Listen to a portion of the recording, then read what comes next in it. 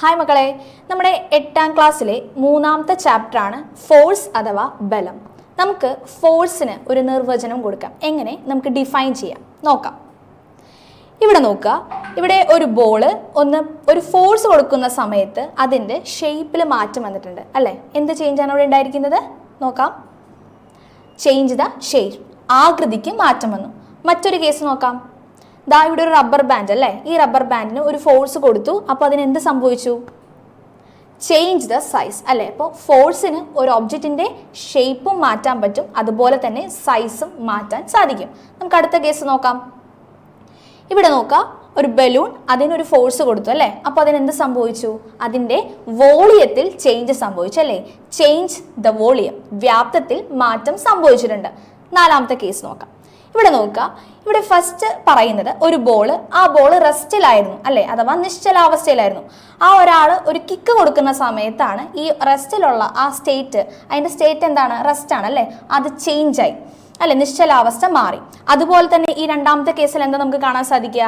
ചലിച്ചുകൊണ്ടിരിക്കുന്ന ഒരു ബോളാണ് അല്ലേ? അതായത് മോഷനിലായിരിക്കുന്ന ഒരു ബോളിനെ ഒരു ക്യാച്ച് ചെയ്യുന്ന സമയത്ത് എന്ത് സംഭവിച്ചു? അതിൻ്റെ സ്റ്റേറ്റ് ഓഫ് മോഷൻ മാറിയിട്ടുണ്ട്. അപ്പോൾ ഒരു ഒബ്ജക്റ്റിൻ്റെ സ്റ്റേറ്റ് ഓഫ് റെസ്റ്റ് അല്ലെങ്കിൽ സ്റ്റേറ്റ് ഓഫ് മോഷൻ, ചലനാവസ്ഥയോ നിശ്ചലാവസ്ഥയോ മാറ്റാനായിട്ട് ഫോഴ്സിന് സാധിക്കും.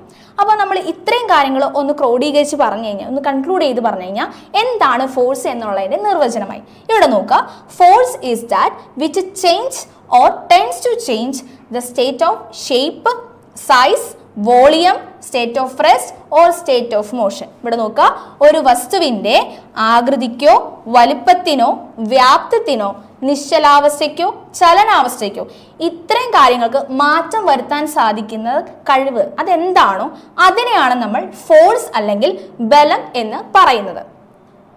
ഇനി നമുക്ക് ബലത്തിനെ വേറെ രീതിയിൽ നമുക്ക് എന്ത് ചെയ്യാം? ഡിഫൈൻ ചെയ്യാം. ഇവിടെ നോക്കാം, ഇവിടെ ഒരു കുട്ടിയല്ലേ ഒരു ബോക്സ് പുള്ള് ചെയ്യുന്നുണ്ട്. പുള്ള് ചെയ്യുന്ന വെച്ചാൽ എന്താണ്? വലിക്കുന്നുണ്ട് അല്ലേ?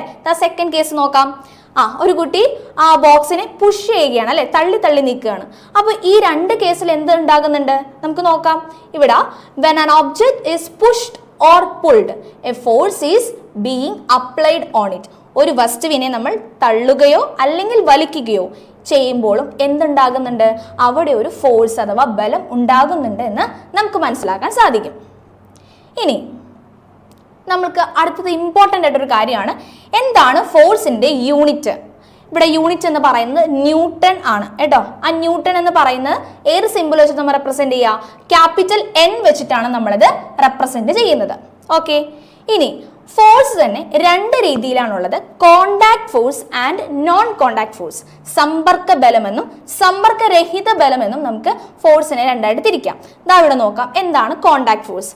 ഈ കോണ്ടാക്ട് ഫോഴ്സ് എന്ന് പറയുന്നത് a force applied by the contact between the object. അതായത് 2 വസ്തുക്കൾ പരസ്പരം കോണ്ടാക്റ്റിൽ അല്ലെങ്കിൽ സമ്പർക്കത്തിൽ വരികയാണെങ്കിൽ അപ്പോൾ അനുഭവപ്പെടുന്ന ബലം, അപ്പോൾ നമ്മൾ അപ്ലൈ ചെയ്യുന്ന ബലമാണ്. അപ്പോൾ അതിൻ്റെ ആ ഒരു ബലത്തിന് നമ്മൾ എന്ത് പറയാ?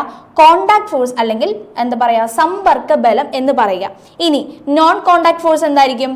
അതെ, 2 ഒബ്ജക്റ്റുകൾ അല്ലെങ്കിൽ 2 വസ്തുക്കൾ തമ്മിൽ യാതൊരു ബന്ധവും ഇല്ല, കോണ്ടാക്റ്റ് ഇല്ല. ഓക്കെ, അതായത് സമ്പർക്കം ഇല്ലാതെ വരുന്ന ബലത്തിനെയാണ് നമ്മൾ സമ്പർക്കരഹിത ബലം എന്ന് പറയുന്നത്. ഇവിടെ നോക്കുക, the force applied an object without contact on its non contact force. വസ്തുവുമായി സമ്പർക്കമില്ലാതെ വരുന്ന ഏതൊരു വസ്തുവിലും അനുഭവിക്കുന്ന അല്ലെങ്കിൽ പ്രയോഗിക്കപ്പെടുന്ന ബലമാണെന്ത്? സമ്പർക്കരഹിത ബലം. ഓക്കെ, നമുക്ക് എക്സാമിന് എന്താ ചോദിക്കാന്ന് വെച്ച് കഴിഞ്ഞാൽ കുറച്ച് കണ്ടീഷൻസ് അല്ലെങ്കിൽ കുറച്ച് എക്സാമ്പിൾസ് തന്നിട്ട് അതിൽ നിന്നും സമ്പർക്ക ബലം ഏതാണ് അല്ലെങ്കിൽ സമ്പർക്കരഹിത ബലം, കോണ്ടാക്ട് ഫോഴ്സ് ഏതാണ്, നോൺ കോണ്ടാക്ട് ഫോഴ്സ് ഏതാണ്, ഇതായിരിക്കും കണ്ടുപിടിക്കാൻ ചോദിക്കാം. നമുക്ക് അതിൻ്റെ ഒരു എക്സാമ്പിൾ നോക്കാം. ഇവിടെ ഫസ്റ്റ് എന്ന് പറയുന്നത് പുഷിങ് എ ട്രോളി അല്ലെ? ഒരു ട്രോളി തള്ളുന്നു, അതെന്തായാലും എന്തായിരിക്കും? ഒരു കോണ്ടാക്ട് ഫോഴ്സ്, ഒരു സമ്പർക്ക ബലം. കാരണം നമ്മുടെ കൈയും ട്രോളിയും എന്ത് ചെയ്യുന്നുണ്ട്? അവിടെ ഒരു കോണ്ടാക്ട് വരുന്നുണ്ട്. അങ്ങനെയാണ് നമുക്ക് അടുത്തത് നോക്കാം. എന്താണ്? A coconut falling from A coconut tree അല്ലെ? തെങ്ങിൽ നിന്നും തേങ്ങ വീഴുന്നത്, അവിടെ ഏതെങ്കിലും തമ്മിൽ കോണ്ടാക്ട് ഉണ്ടോ? ഇല്ല. അതുകൊണ്ട് തന്നെ ഇത് എന്തായിരിക്കും?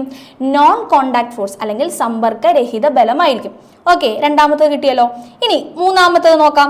എന്താണ്? A ball rolling in A ground, level ground അല്ലെ? അതായത് നിരപ്പായ ഇതിൽ നിന്നും ഓക്കെ, അപ്പോൾ നിരപ്പായ റോഡിലൂടെ അല്ലെങ്കിൽ ഒരു പന്ത് ഉരുളുമ്പോൾ അതെന്തായിരിക്കും? കോണ്ടാക്ട് ഫോഴ്സ് അല്ലേ, അത് സമ്പർക്ക ബലമായിരിക്കും. നമുക്കത് മനസ്സിലാവും. അതിന് തൊട്ട് മുന്നേ ഒരു കേസും കൂടി ഉണ്ട്. എന്താണ്? നമ്മൾ കിണറ്റിൽ നിന്നും വെള്ളം കോരുന്നത് അല്ലേ, അതെന്തായിരിക്കും? അതും കോണ്ടാക്ട് ഫോഴ്സ് തന്നെ ആയിരിക്കും.